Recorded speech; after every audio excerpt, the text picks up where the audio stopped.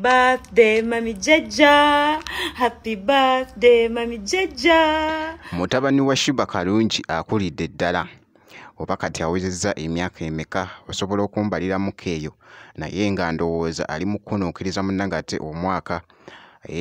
Olaba otya munnange gwe esayidi eyo simanyi bulungi naye nga weebityo webiri mu kutambula. Kakati nno abadde Shiba Kalungi ng'ali mu kuyimbiramu jjajja w'omwana ono Amil oluyimba lwa Happy Birthday bye ngenda okubeera nga nkutuusaako.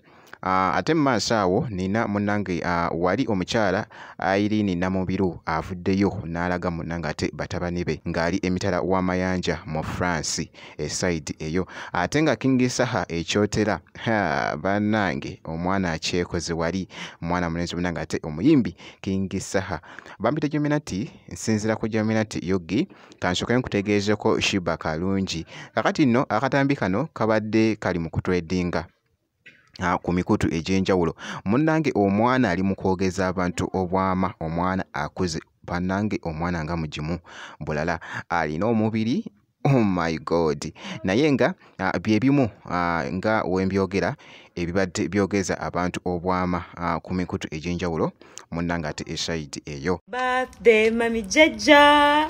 Happy birthday, Mami Jaja. Happy birthday, Mami Jaja. Happy birthday, Mami Jaja. I love you so much, Mami Jaja. I love you. Thank you for everything. I love you, Mami Jaja. Era nga wali alabiddwako wali omukyala Shiba Kalungi abaddekoko n'omu ku wa famire ye ng'alimu wa aga era nga boogezako okulaba. Kakati ku sayidi y'emu yoyo nno munnange ate jjajja wa Amiru gabadde mazaalibwa ge era nga wali Shiba Kalungi oluyimba luno aluyimbidde mu maaso ga mutabani we Amiru wali n'amugamba munnange jjajjaawo leero gabadde mazaalibwa ge katumuyimbiremu oluyimba era nga bw'owulidde munnange babadde bagoyingamuko ate crazy Shiba ne mutabani we Amiru. Akatambi akabadde katredinga ku mukutu ogwa TikTok ke kano nno ak'omwana mulenzi munnange ate King Saha ali kyotera eno munnange yatugambye nti nno weekend ekyamutambwira munnange esayidi eno era nga wali abadde nno afumbye oba bakiyita batya bannange. Kakati nno mwana mulenzi munnange ate King Saha ye agiyisa munnange ate Babaria. Tukomyewo n'omufumbi w'omwaka leero bwati bwakikoze bannange, leero bwati bwakoze owaayo omufumbi leero tukoze otya